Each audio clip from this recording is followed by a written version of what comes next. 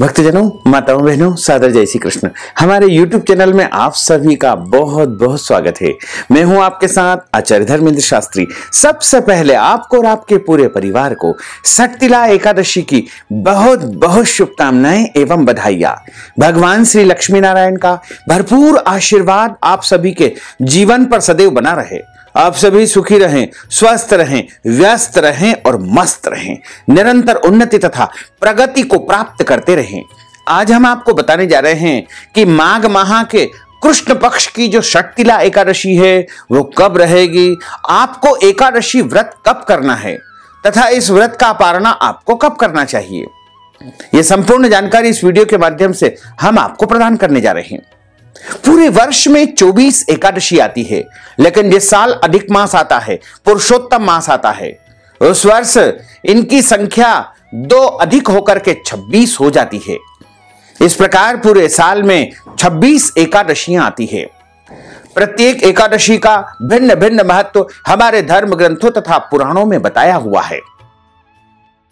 जैसा कि हम सब जानते हैं कि एक कृष्ण पक्ष में, दूसरी शुक्ल पक्ष में एकादशी आती है, यानी एक माह में 2 बार एकादशी आती है। एकादशी का जो व्रत करता है उसको दशमी से लेकर के द्वादशी तक कुछ महत्वपूर्ण नियमों का पालन करना चाहिए। अगर आप एकादशी का व्रत करते हैं तो आपको दशमी तिथि के दिन एक समय भोजन करना है। मांस, मदिरा, लहसुन, प्याज, अभक्ष भक्षण का उपयोग नहीं करना है तथा इस दिन आपको कटहल की सब्जी और शहद नहीं खाना है। पंचामृत के रूप में आप शहद का सेवन कर सकते हैं, लेकिन अकेली शहद आपको नहीं खाना है। मसूर की दाल नहीं खाना है। शाम के समय या दोपहर के समय एक समय आपको भोजन करना चाहिए तथा इस दिन पराय अन्न यानी दूसरे के घर का भोजन करना वर्जित माना जाता है। और एकादशी के दिन सुबह जल्दी उठ करके स्नान करें। स्नान करने के बाद भगवान का पूजन अर्चन करें। एकादशी व्रत का संकल्प धारण करें और एकादशी के दिन चावल नहीं खाना चाहिए। दशमी के दिन भी चावल का परित्याग किया जाता है। इस बार माघ माह के कृष्ण पक्ष की षटतिला एकादशी तिथि का आरंभ 17 जनवरी 2023 दिन मंगलवार की शाम को 6:05 से आरंभ हो जाएगा। यानी 17 तारीख को एकादशी तिथि लग जाएगी, जो कि अगले दिन यानी 18 जनवरी 2023 बुधवार की शाम को 4:02 पर एकादशी तिथि समाप्त हो जाएगी। सूर्योदय व्यापिनी तथा द्वादशी युक्त जो शुद्ध एकादशी रहेगी वो 18 जनवरी 2023 बुधवार के दिन ही रहेगी। इसी दिन सभी को व्रत करना चाहिए। षटतिला एकादशी व्रत का पारणा यानी व्रत खोलने का समय 19 जनवरी 2023 गुरुवार की सुबह 7:14 से लेकर के सुबह 9:14 तक रहेगा। षटतिला एकादशी व्रत करने से हजारों वर्ष पुरानी तपस्या से भी कहीं अधिक फल प्राप्त होता है। इसका व्रत करने से आर्थिक तंगी से छुटकारा मिलता है। इससे व्यक्ति हजारों वर्ष पुण्य को प्राप्त करता है। इस दिन काले तिल का दान करना, 6 प्रकार से उपयोग करना बहुत ही पुण्यदायी माना गया है। इस दिन व्रती लोग दिन भर भगवान विष्णु की पूजा अर्चना करके जो है उनकी साधना तथा आराधना करते हैं। पद्म पुराण के अनुसार भगवान श्री कृष्ण ने जो है युधिष्ठिर को इस एकादशी व्रत की महिमा बताते हुए कहते हैं कि हे नृपश्रेष्ठ, माघ माह की कृष्ण पक्ष की एकादशी यानी षटतिला एकादशी पाप हारिणी एकादशी के नाम से विख्यात है, जो समस्त पापों का नाश करती है। जितना पुण्य कन्यादान, हजारों वर्षों की तपस्या और स्वर्ण दान से मिलता है, उससे भी कहीं अधिक फल प्राणी को षटतिला एकादशी व्रत करने से प्राप्त हो जाता है। यह व्रत परिवार के विकास में सहायक होता है और धर्म, अर्थ, काम और अंत समय में मृत्यु के बाद व्रती को परम पद यानी विष्णु लोक की प्राप्ति होती है। षटतिला एकादशी के दिन जल में तिल और गंगा जल की कुछ बूंदें डाल करके पवित्र जल से स्नान करना चाहिए और शुद्ध भाव से देवाधिदेव भगवान नारायण का स्मरण करते हुए रोली मोली पीले चंदन, अक्षत पीले पुष्प, ऋतुफल, मिष्ठान आदि से जो है भगवान नारायण का पूजन करे। धूप दीप उनको प्रदर्शित करे। नैवेद्यम अर्पित करते हुए उनकी आरती उतारे। इस दिन ओम नमो भगवते वासुदेवाय का अधिक से अधिक जाप करें, विष्णु सहस्त्र नाम का पाठ करें। इसके बाद भगवान श्री कृष्ण नाम का उच्चारण करते हुए भगवान को विधि पूर्वक पूजन करके अर्घ्य प्रदान करें और शक्तिला एकादशी कथा का श्रवण करें। अंत में भगवान की आरती उतार करके पूजन का समापन करें। शक्तिला एकादशी का व्रत प्रारंभ माघ माह कृष्ण पक्ष दशमी के दिन से ही आरंभ हो जाएगा, जो पारणा के समय तक जारी रहता है।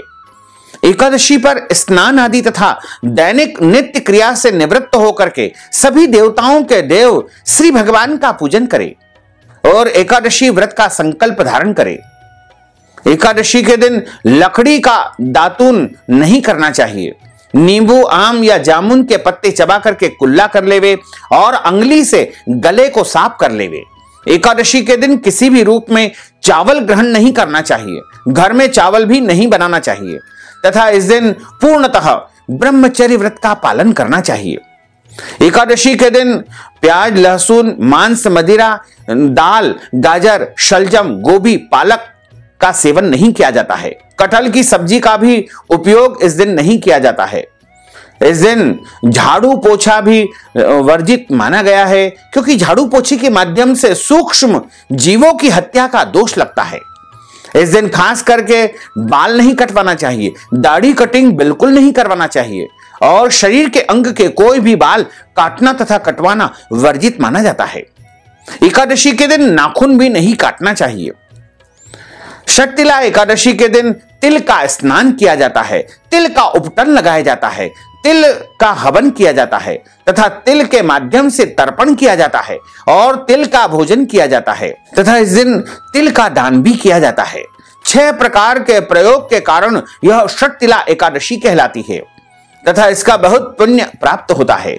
इस व्रत में रात्रि जागरण करके भगवान श्री विष्णु का ध्यान करना चाहिए तथा अपनी इंद्रियों को वश में रख करके काम, क्रोध, लोभ, मोह, मत्सर, अहंकार, ईर्ष्या तथा द्वेष आदि का त्याग करके भगवान श्री हरि नारायण का स्मरण करना चाहिए। और जो भक्त पूरी श्रद्धा के साथ में एकादशी का व्रत करता है उसको महान पुण्य फल की प्राप्ति होती है। अगर शक्तिला एकादशी के दिन आपके घर में कोई भी याचक, भिखारी अथवा जरूरतमंद व्यक्ति आता है तो उसे खाली हाथ नहीं लौटाना चाहिए, उसको कुछ न कुछ दान पुण्य अवश्य करना चाहिए। अपनी श्रद्धा, भक्ति और हैसियत के अनुसार दान पुण्य अवश्य करें। और एकादशी के दिन आप कोई भी गलत कर्म, अनैतिक कर्म, पाप कर्म बिल्कुल न करें, क्योंकि पाप भी कई प्रकार के होते हैं। कायिक, वाचिक और मानसिक, ये 3 प्रकार के पाप मुख्यतः बताए गए हैं। कायिक पाप का अर्थ होता है काया यानी शरीर के माध्यम से जो पाप किया जाता है उसे कायिक पाप कहा जाता है। और मन के द्वारा, विचारों के द्वारा जो पाप उत्पन्न होता है उसे मानसिक पाप कहा जाता है। और उसके बाद होता है कायिक, वाचिक और मानसिक। वाणी के द्वारा जो पाप किया जाता है उसे भी जो है पाप माना गया है। इसलिए आप किसी भी परिस्थिति में शक्तिला एकादशी के दिन कोई भी गलत कर्म न करे, पाप कर्म न करे और अधिक से अधिक इस दिन दान पुण्य करे, श्रेष्ठ कर्म करे, अच्छे कर्म करे। किसी भी जीव का जो है इस दिन जो है आपको वध नहीं करना चाहिए, यानी उनको सताना नहीं चाहिए, उनको सजा नहीं देना चाहिए और अच्छे कर्म करते हुए शुद्ध भाव से, पवित्र मन से एकादशी का व्रत करना चाहिए। और जो भक्तजन, माताएं, बहनें एकादशी का व्रत करते हैं उनको किसी ब्राह्मण के मुख से ही शक्तिला एकादशी की कथा का श्रवण करना चाहिए और कथा सुनने के बाद ब्राह्मण को यथाशक्ति दक्षिणा दान देवे, अन्न दान देवे, वस्त्र दान देवे और पारणा के समय उनको भोजन करवाए, क्योंकि एकादशी का जब पारणा किया जाता है उस समय ब्राह्मण भोजन करवाना बहुत ही पुण्यदायी माना जाता है। अगर आप ब्राह्मण भोजन नहीं करवा सकते हैं तो उसके निमित्त आटा, दाल, चावल, सीधा सामग्री उनको दान करें। अगर आप इन वस्तुओं का दान भी नहीं कर पाते हैं तो इस निमित्त आप जो है नगद राशि यानी रुपये पैसे देकर के ब्राह्मण भोजन का पुण्य लाभ प्राप्त कर सकते हैं। इस प्रकार इस विधि से यदि आप शक्तिला एकादशी का व्रत करेंगे तो निश्चित तौर से आपको जो है एकादशी व्रत का संपूर्ण पुण्य लाभ प्राप्त हो सकेगा। तो भक्तजनों, माताओं बहनों, अगर आप षटतिला एकादशी के निमित्त कथा का श्रवण करना चाहते हैं तो हम हमारे YouTube चैनल पर आपको विस्तार पूर्वक कथा सुनाएंगे। साथ ही षटतिला एकादशी के निमित्त आप कोई पूजन पाठ अनुष्ठान करवाना चाहते हैं या दान पुण्य करना चाहते हैं तो आप अपना नाम तथा गोत्र हमें व्हाट्सएप के माध्यम से भेज करके हमारे पेटीएम के माध्यम से, गूगल पे, फोन पे अकाउंट नंबर से आप नगद राशि पहुंचा करके षटतिला एकादशी का संपूर्ण पुण्य लाभ प्राप्त कर सकते हैं। साथ ही आपसे अनुरोध है कि हमारे इस ज्ञानवर्धक वीडियो को अधिक से अधिक लोगों को शेयर करिएगा, लाइक करिएगा, कमेंट करिएगा और यदि अभी तक आपने सब्सक्राइब नहीं किया है तो अभी और इसी समय सब्सक्राइब अवश्य कर लीजिए। आपको और आपके पूरे परिवार को सादर जय श्री कृष्ण, सादर धन्यवाद।